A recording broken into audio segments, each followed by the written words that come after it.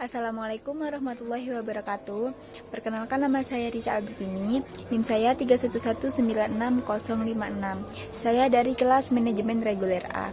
Di sini saya akan menjelaskan materi dari mata kuliah Wawasan Kebangsaan Indonesia dengan dosen pengampu Bapak Sahrul Romadhoni. Di sini saya akan menjelaskan materi yang pertama, yaitu faktor-faktor penjajah di Indonesia. Kemudian yang kedua, dampak imperialisme dan kolonialisme di Indonesia. Kemudian yang ketiga, mengapa Indonesia harus merdeka. Saya akan menjelaskan materi yang pertama, yaitu faktor-faktor penjajah di Indonesia. Indonesia dijajah oleh bangsa Eropa kurang lebih 3,5 abad. Tujuan bangsa Eropa datang ke Indonesia yaitu ingin menguasai kekayaan yang ada di tanah air. Seperti yang kita tahu, bangsa Indonesia mempunyai kekayaan yang melimpah, seperti tanah yang subur, kekayaan laut yang sangat beraneka ragam, terus kemudian rempah-rempah yang sangat melimpah. Nah, ini yang menjadi cikal bakal bangsa Eropa ingin menjajah bangsa Indonesia. Awalnya, bangsa Eropa datang ke Indonesia ditujukan untuk berdagang. Namun karena keserakahan bangsa Eropa itu sendiri, akhirnya dari yang berdagang berubah menjadi penjajah. Dari menjajah tersebut, bangsa Eropa mempunyai 3 semboyan, yaitu yang disebut 3G. Yang pertama yaitu Glory, Gospel, and Gold. Yang pertama yaitu Glory. Glory yaitu mencapai kejayaan. Bangsa Eropa ingin menguasai wilayah Nusantara agar hasil kekayaannya bisa diperjualbelikan di bangsa-bangsa lain. Kemudian yang kedua yaitu Gold. Gold yang artinya untuk mencari kekayaan. Bangsa Eropa ingin ke Indonesia. Bangsa Eropa datang ke Indonesia hanya untuk mencari kekayaan, yaitu rempah-rempah, karena rempah-rempah mempunyai nilai jual yang tinggi. Kemudian yang ketiga yaitu Gospel, yang artinya menyebarkan agama. Bangsa Eropa ingin menyebarkan kepercayaannya yaitu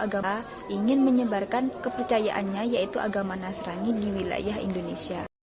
Selanjutnya saya akan menjelaskan materi yang kedua, yaitu dampak kolonialisme dan imperialisme di Indonesia.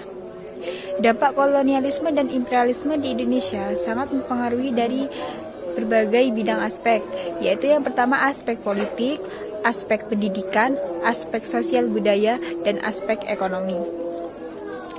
Yang pertama yaitu aspek politik.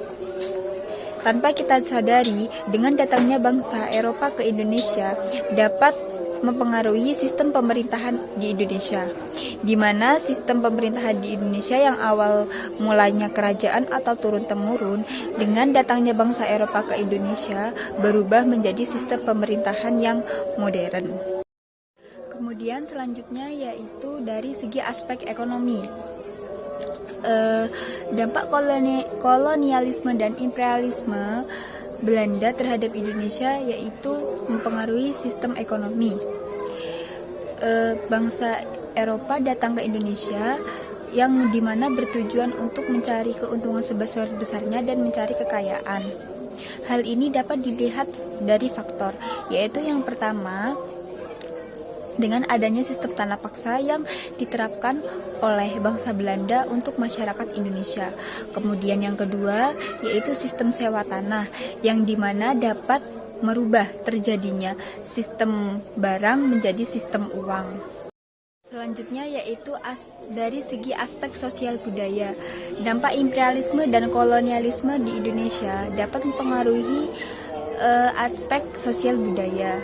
Hal ini dapat dirasakan melalui berubahnya pola hidup masyarakat Indonesia akibat pengaruh dari bangsa Eropa. Hal ini dapat dilihat dari faktor, yaitu hilangnya kekuasaan tradisional atas dihilangkannya status raja oleh Belanda, kemudian digantikan oleh sistem pemerintahan. Kemudian yaitu aspek dari segi pendidikan. Dampak-dampaknya yaitu yang pertama, banyaknya golongan-golongan terpelajar di Indonesia. Kemudian yang kedua, bangsa Indonesia bisa membaca dan menulis sehingga mereka menjadi tenaga kerja di perusahaan Belanda. Kemudian yang ketiga, bangsa Indonesia dapat mengetahui perkembangan-perkembangan yang ada di dunia. Selanjutnya yaitu mengapa bangsa Indonesia harus merdeka? Karena hal tersebut sudah tertera di pembukaan Undang-Undang Dasar 1945 di alinea pertama, yaitu berbunyi bahwa sesungguhnya kemerdekaan itu ialah hak segala bangsa, dan oleh sebab itu maka penjajahan di atas dunia harus dihapuskan karena tidak sesuai dengan peri kemanusiaan dan peri keadilan. Selanjutnya, alasan mengapa bangsa Indonesia harus merdeka yaitu untuk mencerdaskan, untuk memajukan kesejahteraan umum. Maksudnya yaitu bertujuan untuk memajukan kesejahteraan masyarakat agar masyarakat bisa lebih maju daripada sebelum kemerdekaan. Selanjutnya yaitu untuk mencerdaskan kehidupan bangsa.